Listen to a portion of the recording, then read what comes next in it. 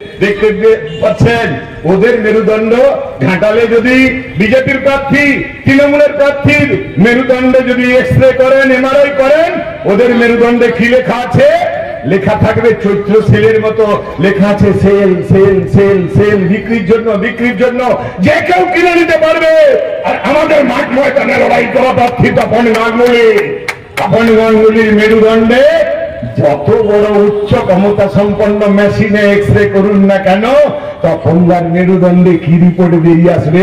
Not for sale, not for sale, not for sale, বিক্রির জন্য নয়। আমাদের প্রার্থীকে কিনতে পারবে না। এক ঝান্ডাটা নিয়ে আমাদের লড়াই।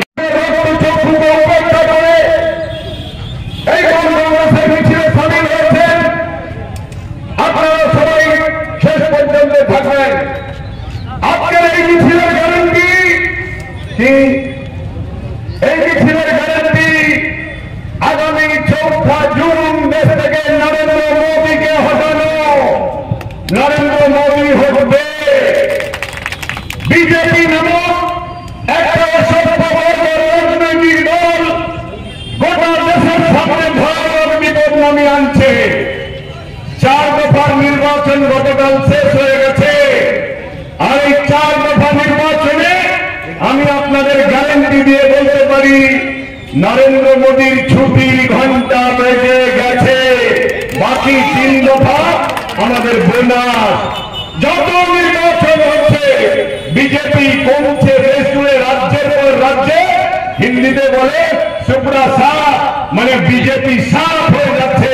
তামিলনাড়ুতে শূন্য, কেরালায় শূন্য, পাঞ্জাবে শূন্য, দিল্লিতে শূন্য, তেলেঙ্গানায় শূন্য, একটাও বড় রাজ্যে বিজেপি শূন্য হয়ে যাবে। আর এখানে একটা কথা মানুষকে বোঝানোর চেষ্টা করছে তৃণমূল নেতা নেত্রীরা যে তারা নাকি বিজেপির বিরুদ্ধে লড়াই করছে।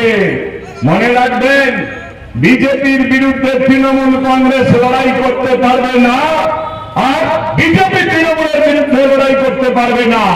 দেখলেন না, আমরা ইন্ডিয়া জোট করেছি, এখানে বামপন্থীরা আছে, এখানে কংগ্রেস আছে, আর মমতা ব্যানার্জি বলছেন আমি ইন্ডিয়া জোটে আছি। না, তুমি নেই। দুটো মিটিং এ তুমি ছিলে, তারপরে আর তুমি যাওয়ার সাহস দেখাওনি। কারণ নরেন্দ্র মোদী অমিত শাহকে তুমি ভয় পাচ্ছ, কারণ তোমার ঠিকানা জেলখানা হয়ে যেতে পারে, তাই তুমি ভয় পাচ্ছ। কিন্তু আমরা ভয় পাই না, নরেন্দ্র মোদী অমিত শাহকে ভয় পাই না। তাই আমাদের লড়াই এ রাজ্যে শুরু, গোটা দেশে যেমন বিজেপিকে হটাতে হবে, এ রাজ্যে গোটা তৃণমূল কংগ্রেস একটা ভয়ানক বিপদ নামিয়ে আনছে। দেখতে পাচ্ছেন ক্ষমতায় আসার পর থেকে একের পর এক দুর্নীতি, কেলেঙ্কারি। আমি কথা বাড়াবো না, শুধু আপনাদের কাছে জানতে চাই, আপনারা বলুন, বিধান রায় থেকে বুদ্ধদেব ভট্টাচার্য রাজনীতিতে কোনদিন শুনেছেন কয়লা চোর, গরু চোর, বালি চোর এসব কথা কেউ কোনদিন শুনেছেন? আজকে দেখুন একটা সরকারের একের পর এক মন্ত্রী চাকরি বিক্রি করতে গিয়ে শিক্ষামন্ত্রী জেলে আছে, খাদ্যমন্ত্রী জেলে আছে, এমএলএ জেলে আছে। ফলে এইটা কি আমাদের প্রাপ্য ছিল? এটাই কামনা ছিল? আজকে গোটা রাজ্যে উন্নয়ন স্তব্ধ হয়ে গেছে, বেকারদের কাজ নেই, রাজ্যের পঞ্চায়েত থেকে শুরু করে সমস্ত ক্ষেত্রে দুর্নীতি হচ্ছে। আমি শুধু একটা সিনেমা, এই ঘাটাল লোকসভা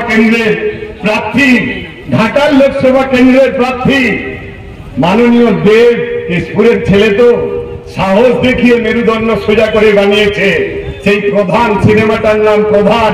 সেই প্রধান সিনেমাতে তৃণমূল সরকার কিভাবে কাটমানি নিচ্ছে, কিভাবে চাল চুরি করছে, কিভাবে দুর্নীতি করছে, এমনকি ব্যালট পেপার পর্যন্ত ভোটে খেয়ে নিচ্ছে, সবটাই উনি দেখিয়েছেন মেরুদণ্ড সোজা রেখে। তাই স্বাভাবিকভাবে বুঝতে পাচ্ছেন তৃণমূলের নেতারাই বলছে তৃণমূলে চুরি হচ্ছে, চুরি হচ্ছে, চুরি হচ্ছে। তাই সেখানে দাঁড়িয়ে আমাদের আজকে গ্রামে গঞ্জে সবাই যাবেন, সাহস করে লাল ঝান্ডা তুলতে হবে, কংগ্রেসের ঝান্ডা তুলতে হবে, বুথে বুথে প্রতিরোধ করে তুলতে হবে। এই নির্বাচনে গোটা দেশের রাস্তায় হাঁটছে, কেশপুর তার ব্যতিক্রম হবে না। তার জন্য আমাদের তৈরি হতে হবে।